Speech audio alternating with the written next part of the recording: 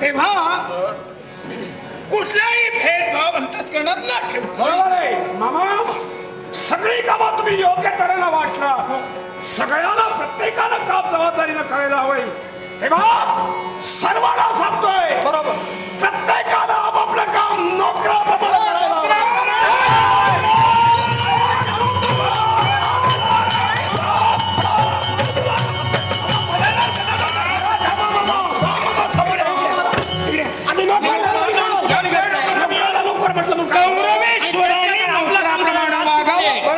म्हटलं का नाही.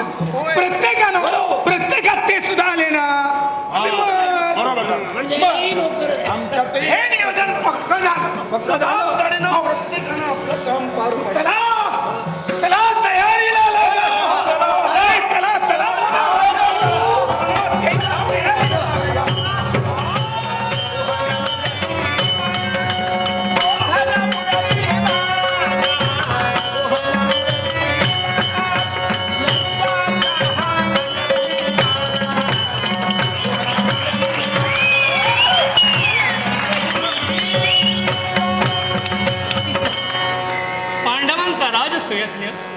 आणि या राजसुयज्ञाला प्रारंभ झाल्यापासून प्रत्येकानं आपापली कामं आपापल्याला वाटून घेण्याचं कार्य केलं.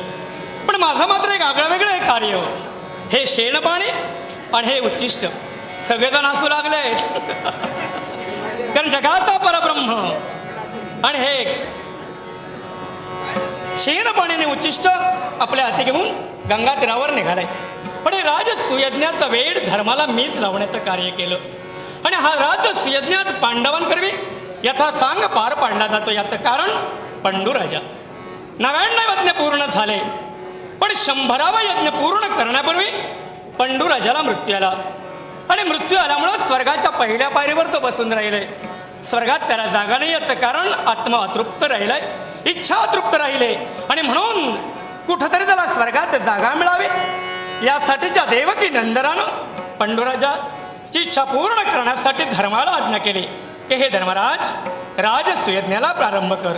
कारण धर्म जगात प्रस्थापित व्हायला हवाय, अधर्माची पायमल्य व्हायला हवे आणि धर्माचा उच्चांक व्हायला हवा. यासाठी या देवकी नंदनानं त्याला आज्ञा केली. आणि त्या आज्ञेनुसार हा पांडवांचा राजसुयज्ञ अगदी यथासांग पार पाडला जातोय. कुणी कुणी काय काय कामं करावी ते प्रत्येकाच्या वाटणीस घातलेले आहेत. पण स्वतःहून मात्र हे काम या कृष्णानं आपल्या हाती घेतलं. याला कारण गंगा तीरावर हे उच्चिष्ट सोडल्यानंतर, हे शेण पाणी सोडल्यानंतर जे शापित मत्स्य आहेत त्यांचा उद्धार व्हावा. राजसुयज्ञात जे शापित आहेत, उच्चिष्ट भक्षण करतायत त्यांचा उद्धार व्हावा. आणि यासाठी हे पुण्यकर्म या कृष्णानं आपल्या हाती घेतलं. आणि या पुण्यकर्मात सिंहाचा वाटा उचलण्याचं कार्य मध्ये पांडव याचा सांग पार पाडतायत. कारण अधर्म नसेल तर धर्माचं महात्म्य जगाला पटलं जात नाही आणि धर्म अबाध्यवाद राहणार नाही. आणि या धर्म प्रस्थापनेसाठी हे मला करावं लागलं. कारण कौरवेश्वरानं पांडवांना वसाडभूमी दिली. इंद्राच्या आज्ञेनं विश्वकर्मानं त्या वसाडभूमीत इंद्रप्रस्थ निर्माण केलं. इंद्रानं निर्माण केलं म्हणून याच शहराला इंद्रप्रस्थ म्हटलं गेलं. आणि याच इंद्रप्रस्थात हे पांडव अगदी यथा सांगा राजसुयज्ञ पार पाडताहेत. आणि याच्या मागचं कारण अधर्म फोपावायला हवाय, कौरव पेटून उठायला हवाय. आणि जोपर्यंत कौरव पेटून उठत नाही तोपर्यंत जे मला इच्छित साधायचं आहे ते कधीही साधता येणार नाही. आणि यासाठी या कृष्णाला हे सगळं करावं लागलंय. आणि या अरे हो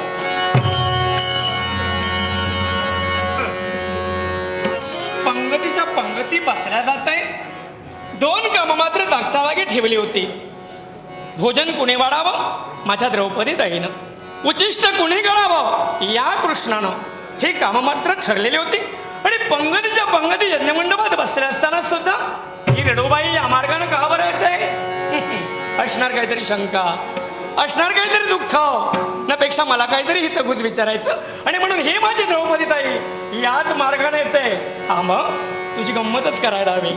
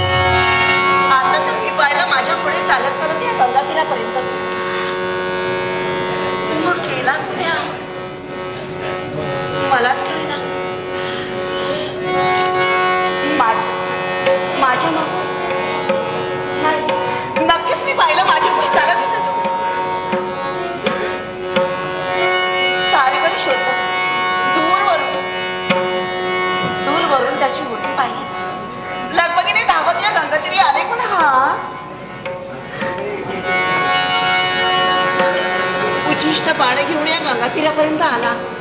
पाहिलं मी तो ना, गेला कुठे याला शोधते मी. मलाच कळत नाही.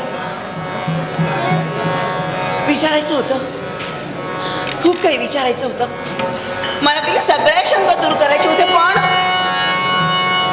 पण हा गेला कुठे कळत नाही मला. कुठे शोधू मी कृष्णा तुला. हो, अरे तुझ्या मागोमाग येत होते. माझ्या मनात अनेक प्रश्न निर्माण झाले. त्यांचं उत्तर शोधायचं होतं. कुठे आहेस तू? कुठे शोधू मी? शोधू कुठे माधवा, माधवा, शोधू कुठे माधवा, माधवा, शोधू कुठे माधवा.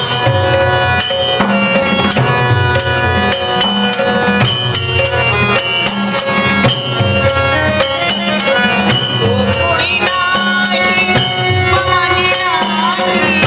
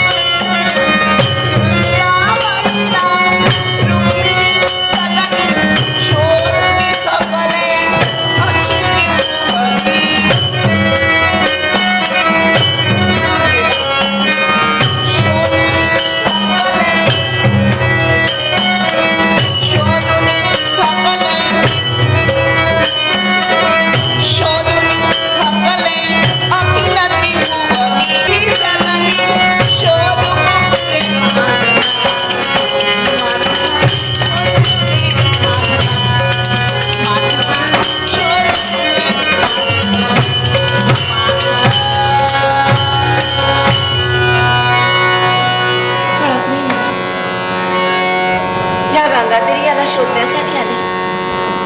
मनात अनेक शंका निर्माण झाल्या. म्हणून पण याला कुठे शोधायचं, कुठे राहिला. माझ्या तर समोर येत होता असं मी पाहिलं, पण मला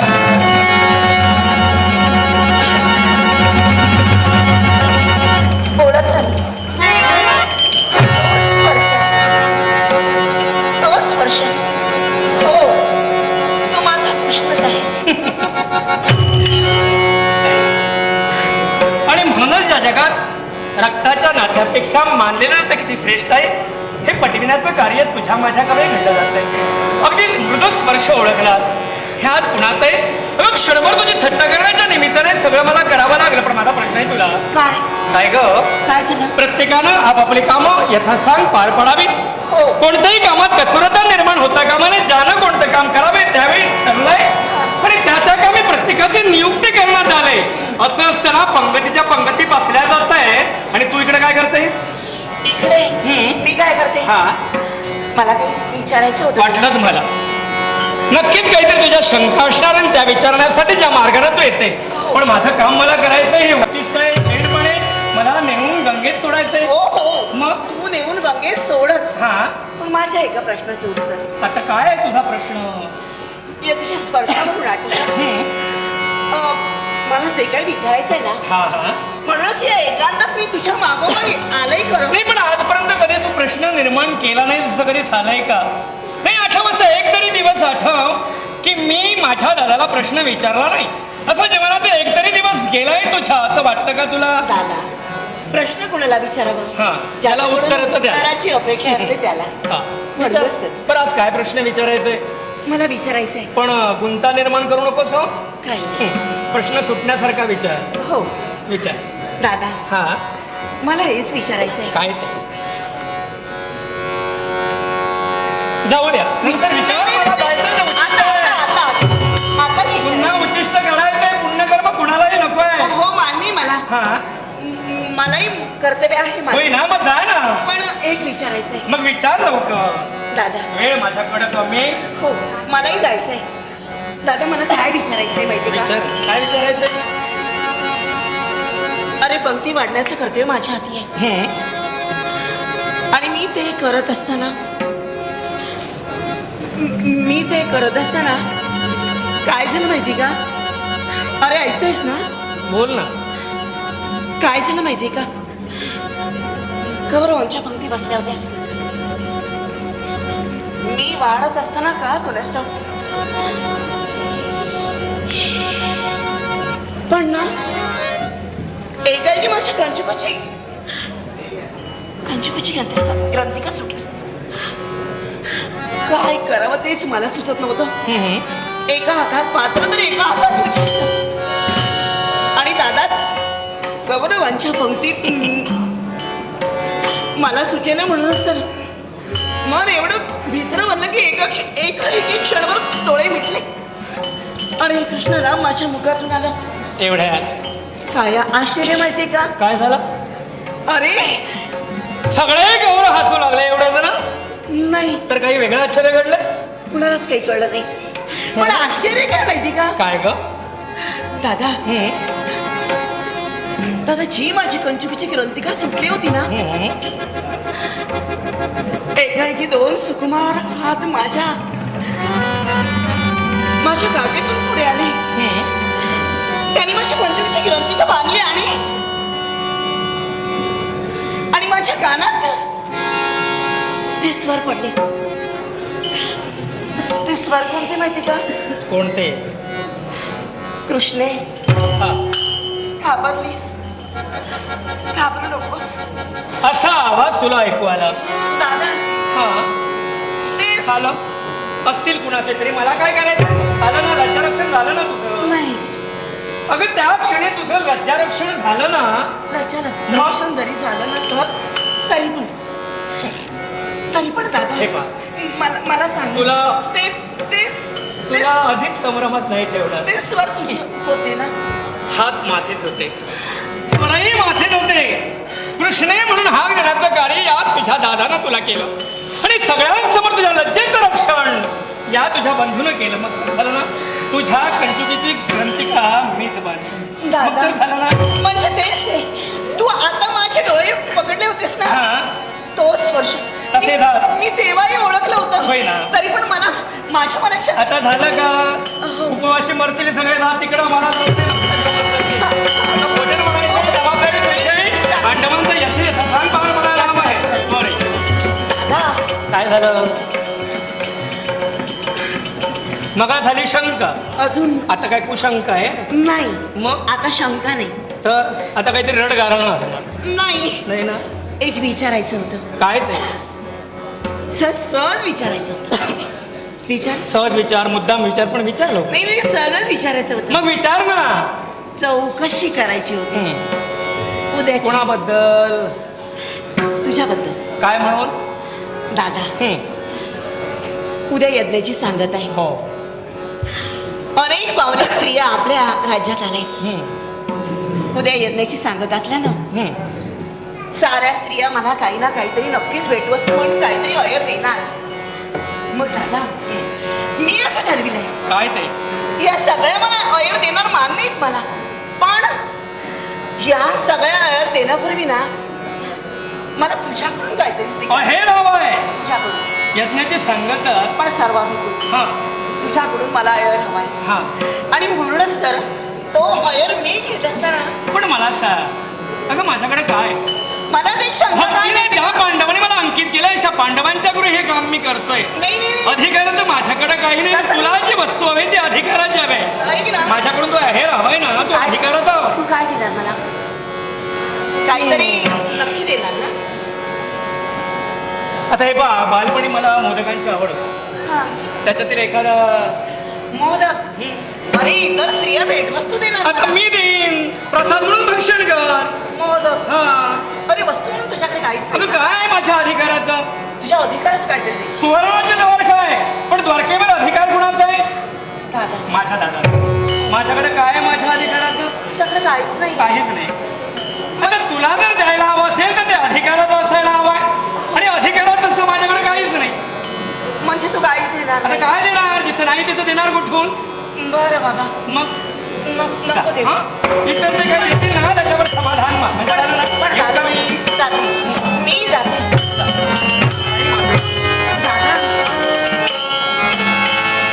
खरंच काही देणार नाही का? अगं जिथं नाहीच म्हणे माझ्याकडं, तिथं देणार तरी काय म्हणून मी तुला? तसं नाही हा. अरे तू जर मला काही दिलं नाहीस ना हा. तर सर्वांना सांगते माझा दादा देव, माझा दादा देव.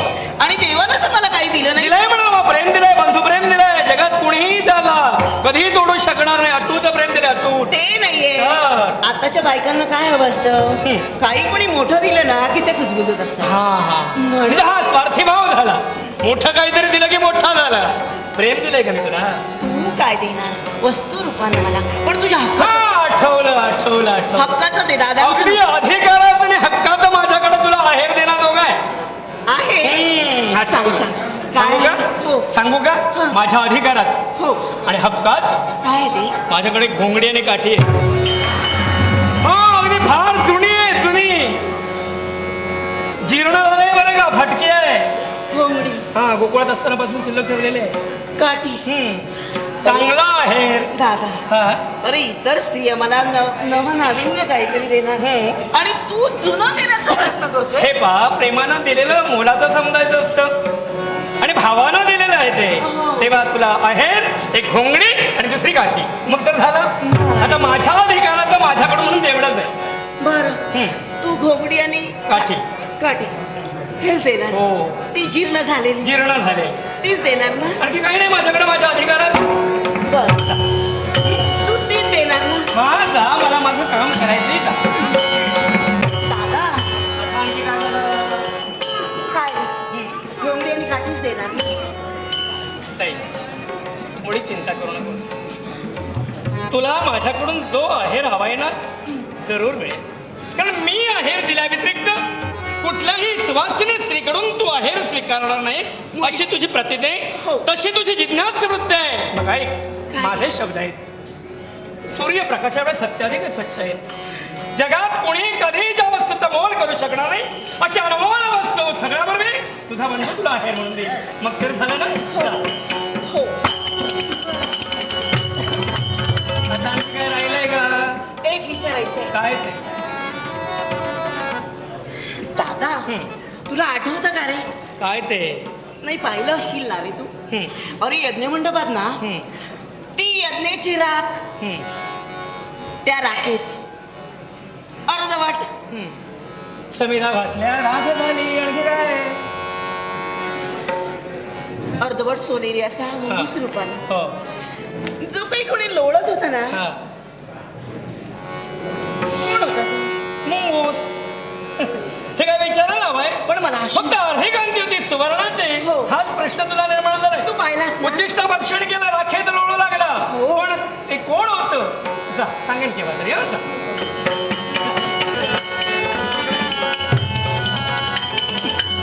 मी कुणालाही कधी अज्ञानात ठेवत नाही आणि मी माझ्या जीवनात कधी निरुत्तर झालो नाही. प्रश्नाचं उत्तर आहे ना. ऐक, त्या राखेत लोळणार ते मुंगूस कोण होतं? आणि इतर कोणाची भीक न ठेवता निर्भीडपणे लोळत होतं. 7व्या अवतारात ते अपूर्ण राहिलं, ते 8व्या अवतारात पूर्ण करायचं. म्हणजे 7वा अवतार माझा ज्ञात आहे, प्रभू रामचंद्र म्हणून. आणि त्या राखेत जे मुंगूस लोळत होतं ते अर्ध सुवर्णकांती झालं आणि अर्ध मात्र तसंच राहिले शापित महंत होते. आणि त्या शापित महंताला या युगात मला सद्गती प्राप्त करून द्यायची होती. कारण त्यांना वाटलं होतं की या राखेत लोळल्यानंतर आपलं संपूर्ण अंग सुवर्णकांतीमय होईल. पण झालं नाही, त्यांचा उद्धार झाला.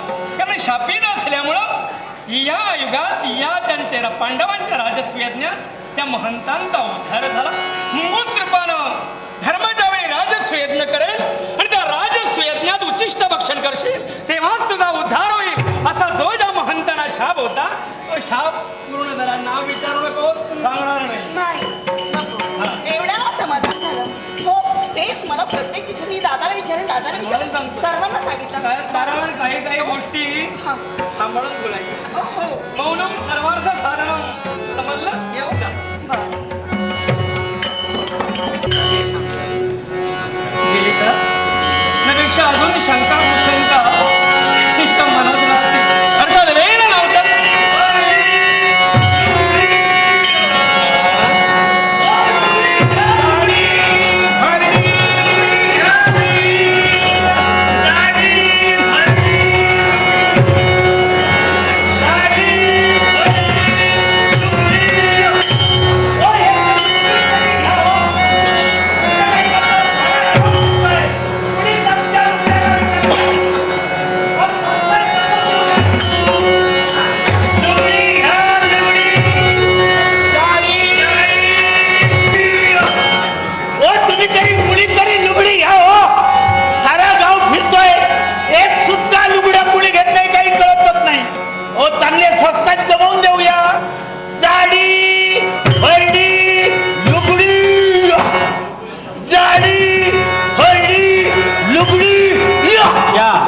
स्वागत आहे, लुगडी स्वागत आहे आपलं.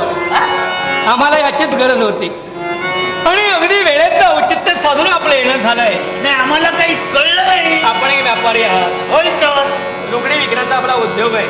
लहानपणापासून आपला धंदा व्हावा यासाठी आपण मोठमोठ्यानं ओरडत आहात. होय तर साऱ्या गाव फिरला हो पण एकही गिराईक अजून झालेलं नाही. कपड्याचा धंदा आहे आपला. होय तर काय करा ही लुगडी विकणं आपला धंदा आहे. चांगले आहेत ना? चांगली म्हणजे काय हो चांगली म्हणजे काय नाही, धंदा करणारा माणूस कुशल असतो. ते काय समोरचा ग्राहक त्या ग्राहकाला कसं पटवावं हे त्याला नक्की माहित असतं. तेव्हा मला लुगडं पाहिजे. काय सांगता का एक लुगडं खरंच खरंच खरंच सांगा की काय हा लुगड्या मिळा तुम्ही म्हणून तर बोलावलाय. नक्की हा हा मग काय हरकत नाही हो जमवून देऊया काही चिंता करू नका. हा हा तसं जास्त काही बोलू नका. मी कधी मागत नाही. हा? मोजमाप मी कधी करत नाही धनाच्या बाबतीत. काय सांगता का चिंता करण्याची गरज नाही. तुमच्याजवळ जे पाहिलं मोल असेल ते मोल देऊन हे लुगडं घेतलं जाणार आहे. तुमच्याजवळ पाहिलं ना त्यावेळी मला तसं वाटलं हा, हा. पण बोलायचं कुणी हा. असं द्या हे बघा तुम्हाला याच्यातील कुठलं लुगडं हवं हे घ्या जमवून दे. याचं मोल तसं जास्त काही नाही आहे.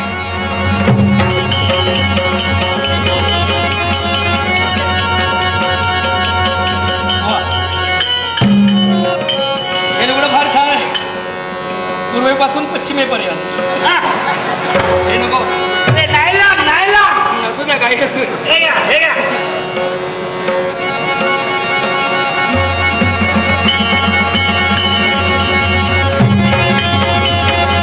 काय झालं का याच्यापेक्षा हे अधिक सुंदर आहे बघा. हे उंची जरा उंची आहे उंची हे हो नाही तेवढंच आहे. हा. हे हंगता काय हो? मग असं करा. देणारी जी तुमची कोणी व्यक्ती आहे बहीण कोणी कोणी पाहुणे बाई हा. ती साधारण रंगानं कशी काय तेवढं समजा. गौरवर्णीय. हा, मग काही चिंता करू नका हे घ्या सुंदरच दिसेल तिला बघा. आम्ही सांगतो म्हणून नाही तुम्ही आपल्या समजा. हा, काय करणार आमचा काय व्यवसाय आहे हो.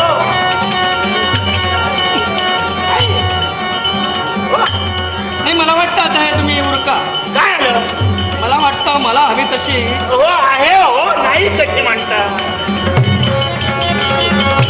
आहे हो.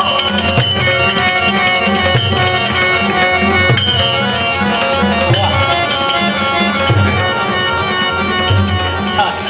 हा, हे लुगडं मला पसंत आहे. काय सांगता काय म्हणजे हो ही एकापेक्षा एक हातावर राहत नाही हा. आणि चुन्यात चुन होत ते हे हे मला आवडलं, त्याची पसंती मी केलेली आहे. काय सांगता का त्याचं मोल किती?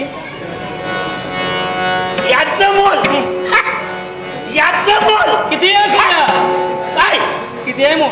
मोल याचं हा. हो हे फुकटच तुम्हाला अरे जुनच वस्त्र ते या वस्त्राचे जर पैसे घेतले राहणार कुठं म्हणजे विकायचं नव्हतं, छे छे छे छे छे छे हे असं ठेवणीला दुसरं ठेवून ठेवलं होतं हो. चुकून ते टाकलं ठेवणीला ठेवलेली वस्तू आम्हाला आवडत. ते सांगता का त्याच्यामध्ये तुमची तयारी भरपूर दिसते हो भरपूर तयार आहे. साधारण मी समजलं हे वस्त्र तुम्ही ज्यावेळी हाती घेतलं त्यावेळी समजलं या वस्त्रात ते दिसतं. तयारी नसेल ना हे व्यापार आहे, हा. तयारी नसेल ना तर या जगात जगणं कठीण आहे. समजलं ना? काय करा चाललं काय हो नीट करून दे असं ते लवकर, वेळ काही होतोय. चिंता करू नका काय वस्तू देताना जरा व्यवस्थित दिली पाहिजे. अगदी बरोबर आहे. गिराईक पुन्हा आलं पाहिजे आणि माझ्यासारखं तुम्हाला ग्राहक मिळणारही नाही. ते कळलं ना हो आपला धंदा नक्कीच वाढणार आहे, चिंता करण्याची गरज नाही. किंवा वेळ नको होय का? होय त्या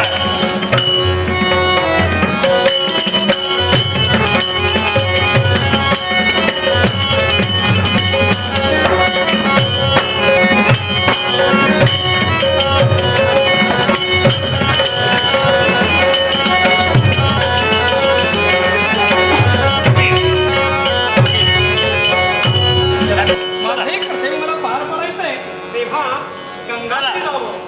गंगेच्या जलाधी उच्चिष्ट हे क्षीर पाणी टाकावं आणि पुन्हा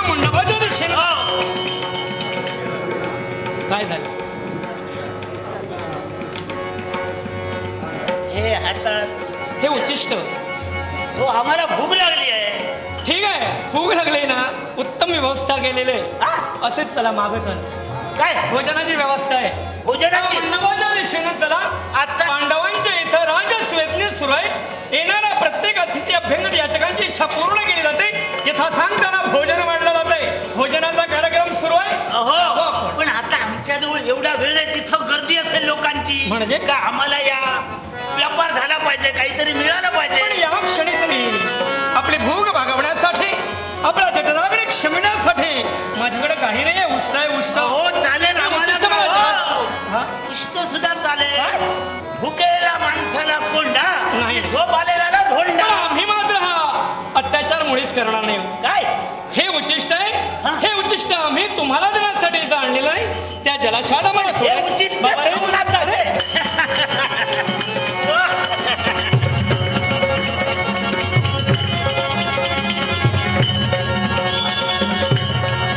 वा. सुंदर. वा.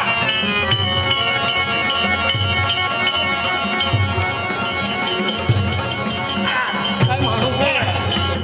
उष्ट सुद्धा म्हटलेलं नाही. मला वाटतं महिनाभर तरी हा उपवासी असेल. वा.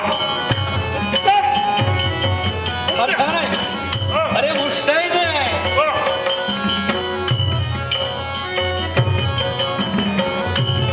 वा.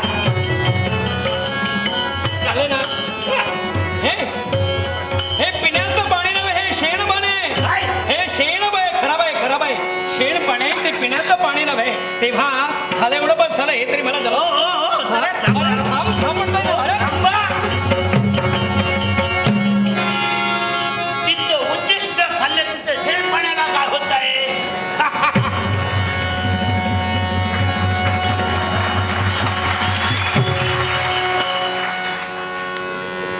वा.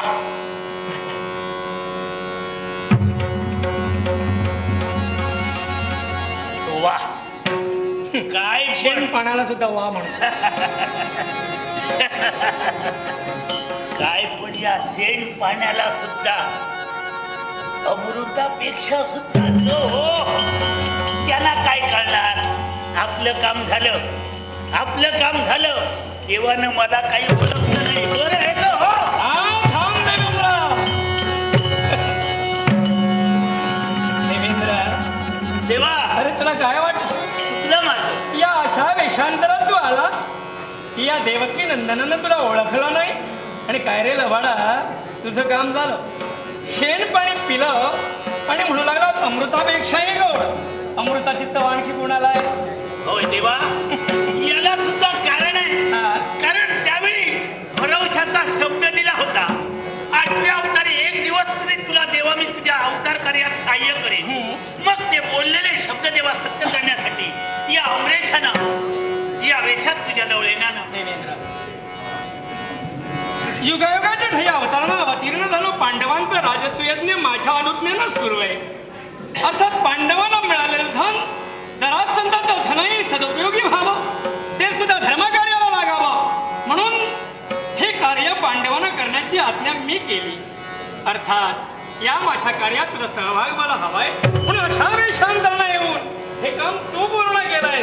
तेव्हा जा, तुलाही माझा पण आशीर्वाद. देवा येतो माझं पुढील कर्तव्य पूर्ण करण्यासाठी. हरी, हरी.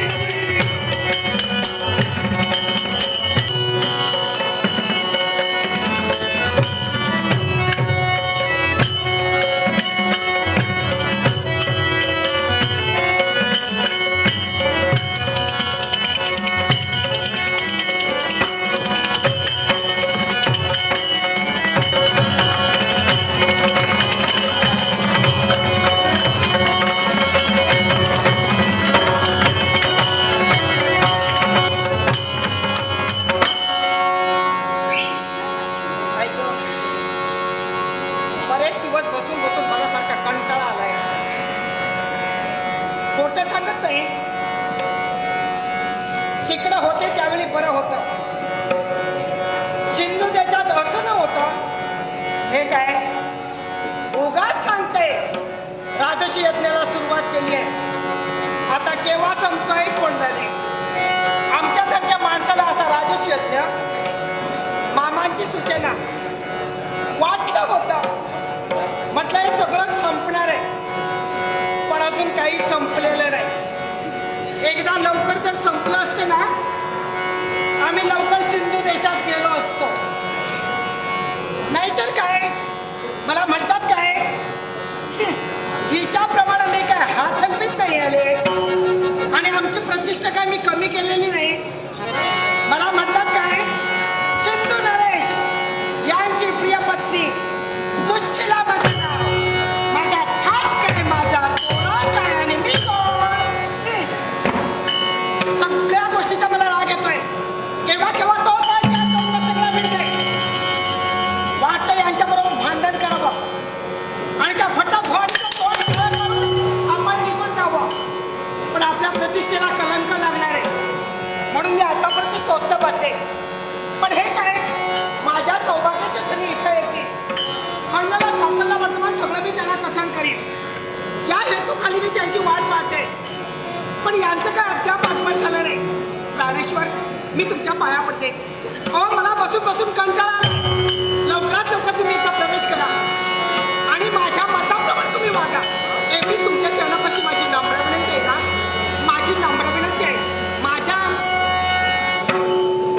जीवाचा जीवन गेला.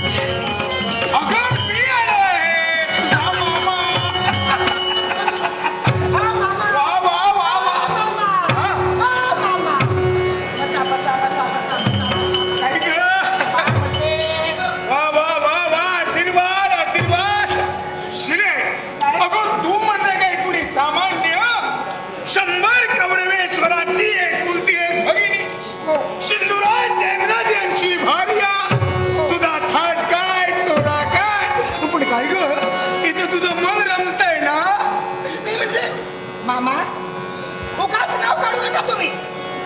मागील गोष्टीची आठवण झाली की तो माझी आठवण सगळं म्हणते. कशाला सांगितलं तुम्ही? त्यांचा तो राजर्षी यज्ञ आहे, त्या यज्ञासाठी गेलं पाहिजे. आमच्यासारख्या प्रतिष्ठित माणसाला त्या भिकाऱ्यांच्या राजर्षी यज्ञाला यायचं का? काय म्हणाले? कुणाच्या? त्या भिकाऱ्यांच्या. पांडव भिकारी आहे हो. हे तू म्हणतेस का पण नाही? जग म्हणतंय का? आणि ते जर जगानं म्हणायला हवं, त्यांचा भिकारेपणा जगासमोर यायला हवा, तर थोडस तुला हे सहन करावंच लागेल. मामा, माझ्यासाठी मी सहन करत नाही, माझ्या नवऱ्यासाठी मी सहन करत नाही. मी फक्त सहन करते ते तुमच्यासाठी. तुझ्या 100 बंधूचा जय तो तुझा जय की नाही? हो हो. मग पांडवांनी जर माना खाली घातल्या तर उत्कर्ष कुणाचा होणार? कौरवेश्वरांचा. पण मामा मामा काय मला एक सांगाव मामा, काय झालं? हो माझे हे सगळे आप्तेष्ट हो. मुलं, हं. माझ्या 100 बंधू, त्यांच्या बायका, त्यांची मुलं, हो इथं आली किती दिवस झाले. भोजन करते, पोटभर भोजन करते. संपत नाही ते. संपणार अजून संधी गेलेली नाही. हे मी माझ्या बरोबर बोलता तुम्ही काही नाही माझं तसं. लक्षच नाही. म्हणजे मामा मामा मामा मला सकाळ हे म्हणजे काय? मामा हे काय हे काय काही नाही हे असत ते. असं नाही मामा मला माहित आहे एकुलती एक भाची माझ्या मामानं मला पैठणी घेऊन आलंय. आम्हाला पैठणी द्या. अगं काय? पैठणी आहे. वा वा वा सुंदर आहे. मामा ही सोडू नको. काय पैठणी आहे मामा माझ्यासाठी. हो पण हे काय मामा हो हे हातात राहत नाही. दुसरे हा. अगं हे वस्त्र सामान्य नव्हे. याला स्थलम वस्त्र म्हणतात. याला काय काय म्हणतात स्थलम वस्त्र. हो मामा आणि याची निर्मिती आमच्या गांधार देशातच होते. आणि त्याच्यातील एकमेव एक हे लुगडं मी घेऊन इथं आलो. मामा हा. हो इतके दिवस तुम्ही मला का सांगितलं नाही. काय? मी एकुलती एक तुमची भाची. हो. समजा हे जे स्थलम वस्त्र आहे एक जर या भाचीनं परिधान केलं असतं तर तुम्हाला काय वाईट वाटलं असतं का. आता जरा थांबा तुम्ही जरा इथं बसा जरा. लवकर जाते. आणि माझ्या मामाने या भाचीसाठी जे आणलेलं वस्त्र मी जरा परिधान करते. नाही म्हणजे हे जे लुगडं मी आणलं ना हे तुझ्यासाठी नाही. काय हे तुझ्यासाठी नाही. मग हे कुणासाठी माहितीये का? कुणासाठी अगं हे स्थलम वस्त्र आणि त्याचं एकमेव लुगडं मी द्रौपदीसाठी आणलंय. कुणासाठी द्रौपदी इथं नाव घेता तुम्ही. इथं नाव घेता हात लावू नका. पुन्हा सांगू नका. त्या द्रौपदीसाठी नाही जरा इकडे. आम्ही तुमच्या शब्दात वागतो. आणि द्रौपदी म्हणून काय करता तुम्ही. पोट काळं करत आहात अजून. इकडे इकडे. इथं नाव घेऊ नका त्या द्रौपदीचं. हे आणलं मी तिच्यासाठी. हा. पण हे लुगडं मी तिला देणार नाही. मग स्वतःच्या हातानं द्रौपदीला हे लुगडं तू द्यायला हवं. तुमचं काय करू? काय करू? इकडे. मी कुणाच्या हाताने घेऊन गेलं पाहिजे. तुझ्या हातानं. माझ्या हातानं त्या द्रौपदीसाठी हे ज्या लुगडाचं मी घेऊन गेलं पाहिजे. पुन्हा बोला बाबा. पुन्हा बोला. नाही बोलतो पण जरा इकडे. इकडे. काही सांगू नका तुम्ही. तू इथं का आलीस? राजसूय यज्ञासाठी बरोबर. हो. यज्ञ झाल्यानंतर हा. यजमान आणि त्याची भार्या यजमानी असणारच. यानं अहेर दिला जातो बरोबर. हो. आणि अहेर दिल्यानंतर त्याच तोला मोलानं अहेराची परतफेड केली जाते. हा जगाचा रीतिरिवाज आहे. मग ऐक, हे स्थलम वस्त्र हे कमेव आहे. हो. हे जर तू द्रौपदीला अहेर म्हणून दिलं याच्यात तोला मोलाचं दुसरं नाही. मग तुला परत देते वेळी फजिती कुणाची होणार? त्यांची सर्व बायकांसमोर मान खाली घालायला कुणाला लागणार? त्यांना. म्हणजे द्रौपदीला. हो. मग ती दरिद्री आहे हे तू बोलण्यापेक्षा जगाला कळणार. हो मामा. ओ मामा. आणि जरा इकडे काय तुमचं ठोकलं आहे. हे लुगडं घे. हा. असं जरा निरखून पहा. जरा नाही पहा. जरा पाहते जरा. हो मामा. छी, हे काय सगळं इकडचं तिकडं दिसतं. स्त्री किंवा पुरुष वस्त्र देहावर परिधान करतात इफरतीच्या रक्षणासाठी. वै तर हे वस्त्र जर द्रौपदीने आपल्या देहावर परिधान केलं केलं तर काय. पुढचं बोलण्याची गरज सगळे फिदी हसतील. इज्जत त्यांची फारच्या वाट्यावर जाणार आहे. म्हणजे जिवंतपणीचा मृत्यू. वै तर मग आता आपल्याला शिल्लक जागा राहणार नाही. हे लुगडं अहेर म्हणून तू तिला देणार की नाही? हो हो. देणार ना? तुम्ही सांगता म्हणून बाबा द्या टाळी. घे. जा, जा, जा, जा, जा, जा, जा, तयारी कर. बाबा, बाबा, देते. हो,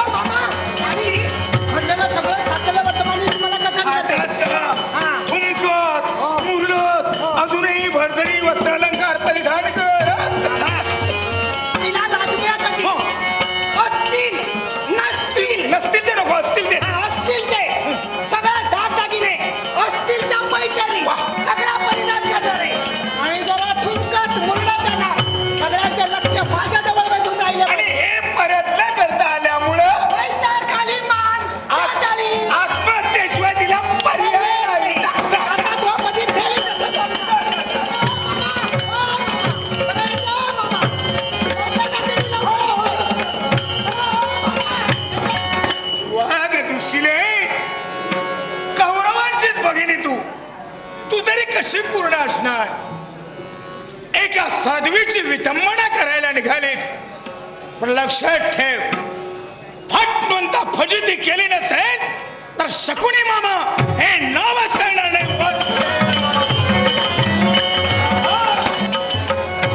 काय म्हणावं याला कळत नाही.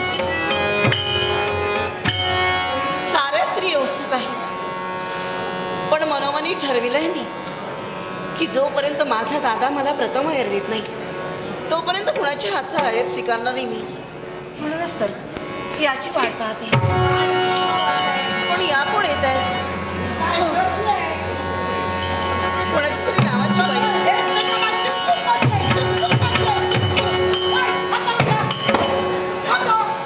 अगं बाई, तुम्ही कोण? द्वा- आम्ही बसणार ते तुम्ही वर बसणारे आम्ही. दास- कोण तो? हे असं कसं? दासींची चीड येते. कोण ओरडत येत आहेत या? पाहायला हवं. कसं काय? वास्तविक स्वागतासाठी कुणीतरी हवं होतं. नक्कीच पाहते. तिथून कदाचित माणसं कमी पडली असतील. कोण आहे का? शी, कंटाळा आला. एक तर उष्मा. कशाला इथं यायचं? कोण येतोय कोण जातोय लक्षच नाही. कोण इथं आहे का? गर्दीत कोण कुणाचं ऐकतोय? उगाच बोंबलते मी. असा करडा पडला. नमस्कार. आशीर्वाद आशीर्वाद. काय हो, काय एवढी तुमची आग होते हो? आज म्हणजे काय काय होत आहे ते तुझं तुला सांगून काय उपयोग? माझं मलाच सांगितलं पाहिजे. पण वंश या तरी पण वारावरून काय ओरडताय तुम्ही? मग काय करू? मला काय माहित एवढी गर्दी असणार ती. हे एकमेकाच्या मांडीवर कोण कोण बसले, कोण कोण चिपटून बसले. आम्हाला असली सवय नाही. आम्ही म्हणजे काय मोठी माणसं मोकळ्या हवेवर हवेलीत म्हणजे तुम्हाला असं म्हणायचं का? थंडगार हवेली. अहो, आमच्या तिकडे वंश. मऊ-मऊ, लुसलुशीत. तुम्हाला असं म्हणायचंय का काय? की तुमच्याकडे काही समारंभ असताना कुणीच येत नाही, आमच्याकडे जास्त गर्दी हो आहे. कशाला ती माणसं? हो माणसं हवी. पण काय हाताच्या बोटावर मोजण्यासारखी हे तुमचं हे सगळं असं मला नाही आवडत. कशाला? हे फक्त तोंड पाहण्यासाठी. वंश. कोण चांगलं आणि अहो, कोण काय वाईट. सांगत आहे? हा. म्हणूनच तर चालू सारं- दे. तुमच्यानी माझं भांडण नको. नाही. हे घ्या थांबा थांबा. हे घ्या. अहो, बसा ना. बसायला वेळ एवढी घाई का? बसायला वेळ हो. तुमचं काय काम नाही धंदा. आम्ही इथं बसलोत ना आमच्या प्रतिष्ठेला कलंक आहे. आम्ही काय भिकारी नव्हत. मी तसा आम्ही वंश. तिकडे बसतो पण कोण अहो. ते आणि आम्ही एकांता. पण मला सांगा. असल्या जागेवर आम्ही बसत नाही. अहो पण तरी पण हा. वंश. अहो क्षणभर काही क्षण तुम्हाला बसावंच लागेल. क्षणभर कशाला? याला कारण आहे. तुम्ही अहेर घ्या आणि अहेर जर घेत नसाल ना तर मी निघून जाणार आहे. जाऊ दे. वंश, वंश, थांबा, थांबा. वेळ नाही. अहो थांबा हो. तुमच्यासारखी आम्ही काय खालच्या दर्जाची माणसं की काय? तसं नाही. हा. मला माहिती आहे तुमचा दर्जा वरती आहे. मग आमचं काय ते सांगून काय उपयोग? पण वंश, हा. तुम्ही जरी मोठ्या दर्जाची असलात आमचं कुठे ते तुमचं कुठे. तरी पण आता खाली बसा. कुठं? इथं इथं असं नसतं बा. खाली काही क्षण हो. पण काय हो मगापासून तुम्ही सांगता खाली बसा खाली बसा. हो. पण बसू कुठं? शिल्लक जागाच नाही. मग बसणार कशी मी? वंश. इथं इथं आता एवढी गर्दी आहे ना. इथं बसू पण इथं बसेल. पण तुम्ही वेळ का लावता जरा बसा म्हणून? याला कारण आहे. काय? अहो मी वेळ का लावते माहिती का? का? जोपर्यंत माझा दादा येत नाही मला अहेर देत नाही. कोण कोण कोण? माझा कृष्ण दादा, हा हा श्री कृष्ण. तुमचं ते मानलेलं नातं. हो. हा इकडचं ते हो. काय सांगते? आमचा तर भाऊ राया आल्याशिवाय आम्ही अहेर घेऊ शकत नाही. मग असं प्रथम सांगितलं पाहिजे होतं जाहीर.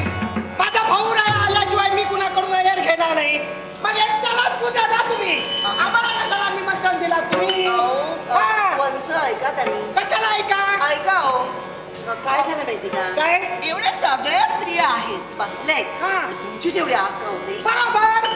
त्या तिथं बसले त्या काय प्रतिष्ठित नाही. फक्त तुमचं तोंड पाहण्यासाठी.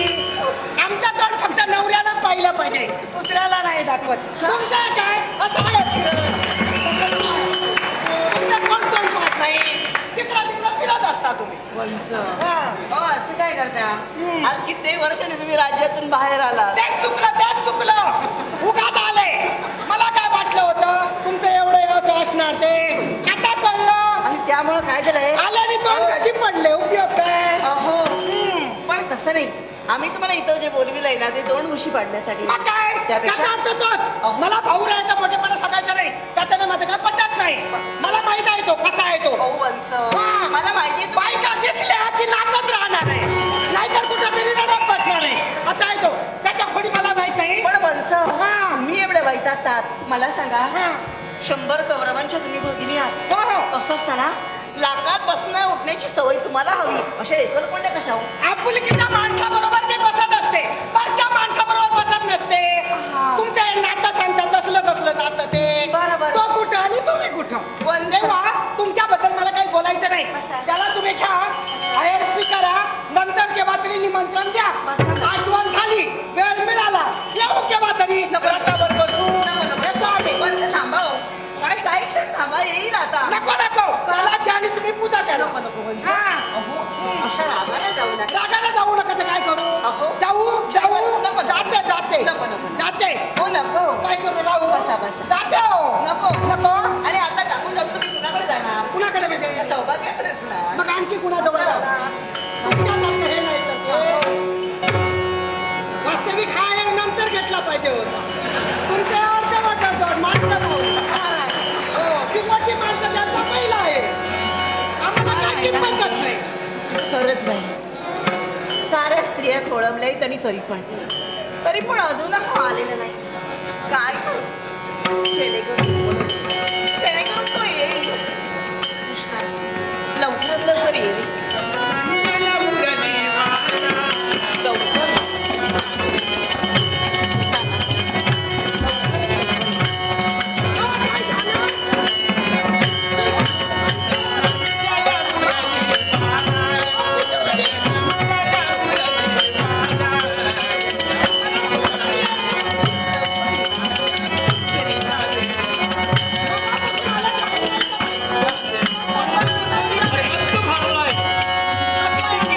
गर्दी आणि या गर्दीतून कसं पुढे जावं हेच काही कळत नाही. पण ही तरी आहे कुठं हा राहिला कुठे हवे नाही. दादा. तुझी इच्छा पूर्ण करण्यासाठी आणि दिलेला शब्द सत्य करण्यासाठी सर्वप्रथम जो माझ्याकडून तुला आहेर हवा होता ना तोच आहे या क्षणी मी तुला देतो. दादा आणि तदनंतर इतर सगळ्या स्त्रियांकडून. आणि म्हणूनच अगदी वेळेचं औचित्य साधून मी आलोय. एक प्रश्न निर्माण झालाय. कसला? पहिला सभामंडप पाहिला भरगच्च भारलाय. कुणालाही कुठं जागा मिळत नाही. बसायला तर मुळीच नाही. उभं राहण्याची हिंमत नाही. आणि असं असताना तर मला प्रश्न निर्माण झालाय की तायडे मी कुठं बसावा हा प्रश्न मला निर्माण झालाय. हा आज मात्र तू रागव. जागा कुठं दिसत नाही. आज तू रागवू नकोस. त्यापेक्षा जिथं जागा मिळेल कशी जागा असेल तसा बस. काय म्हणताय? हो. जिथं जागा मला मिळेल जी जागा मला योग्य वाटेल अशा जागी मी बसायला हवंय. आता काय करणार तुझी इच्छा. जागा कुठेही नाही